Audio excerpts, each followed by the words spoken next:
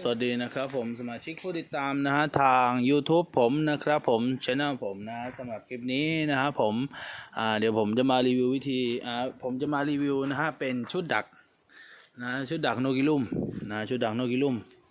นะเซตพร้อมต่อนะครับ1เซตนะฮะจะมี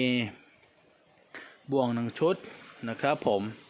นกอีลุ่ม1ตัวเป็นนกอีลุ่มยางลำโพง1ตัวเมมโมรี่1แผ่นนะจะมี4อย่างนะใน1ชุดนะคุณลูกค้านะของมีเยอะนะของมีเยอะพร้อมส่งให้ลูกค้าเลยนะของมีเยอะเลยนะครับคุณลูกค้านะเซตหนึ่งนะฮะจะมีบ่วงนะบ่วง1ชุด31บ่วงนะชุด31บ่วงนะครับผมมาดูนะครับผมจะมีชุด31บ่วงมีระบบล็อกงานพันหลักลูกค้าดูจากกล้องเลยนะครับผมจากรูปเลยนะงานพันหลักประมาณนี้นะครับผมหลักยาว6นิ้ว5นะฮะบ่วงกว้าง4นิ้ว5ถึง5นิ้วใช้ได้ร่วมกันกับไก่ได้นะฮะใช้ดักไก่ได้นะห่วงทองเหลืองไม่ขึ้นสนิมนะห่วงทองเหลืองไม่ขึ้นสนิมหลักทองเหลืองยาว6นิ้ว5นะครับผม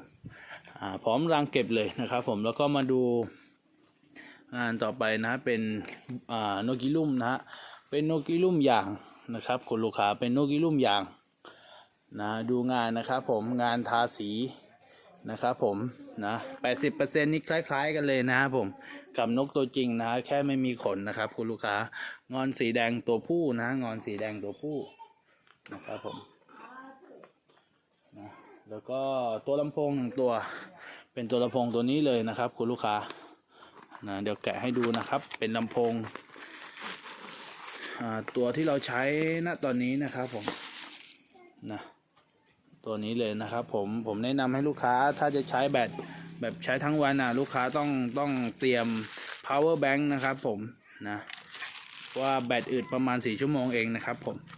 ถือว่านานแล้วนะครับผม4ชั่วโมงนะกับตัวเครื่องประมาณนี้เนาะก็จะมีลำโพงตัวหนึ่งนะครับพร้อมเสียงต่อเลยจะมีเสียงต่ออยู่ในตัวแล้วนะครับผมเป็นตรงตัวนี้เลยนะฮะนี่เป็นเสียงต่ออันนี้เป็นของเสียงนกกวักเสียงนกอีลุ่มจะมีเสียงนกกวักนกอีลุ่มนะครับผมนะสำหรับลูกค้าที่สนใจมือใหม่ที่ยังไม่มีชุดต่อที่ยังไม่มีชุดต่อก็สามารถติดต่อมาทางเบอร์ผมได้นะผมจะทิ้งเบอร์ไว้นะครับคุณลูกค้านี่ของประมาณนี้เลยนะครับผมสินค้าจะประมาณนี้เลยพร้อมส่งทุกจังหวัดนะครับผมพร้อมส่งทุกจังหวัดเลยนะครับผมของมีเยอะของมีเยอะลูกค้าของมีเพียบเป็นลังเลยบ่วงก็จะมีเยอะ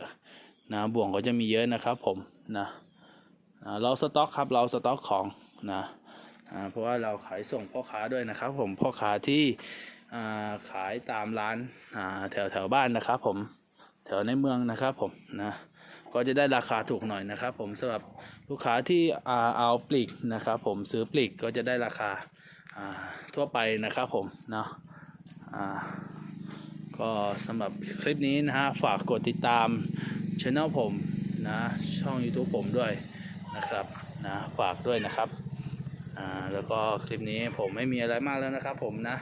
ถ้าจะสอบถามเพิ่มเติมเรื่องกับดักนกอีลุ่มก็สามารถโทรมาสามารถโทรมาได้นะครับผมร้านผมโอเคนะครับผมสำหรับคลิปนี้นะครับผมลากันตรงนี้เลยนะครับผมลากันตรงนี้เลยนะครับสวัสดีครับ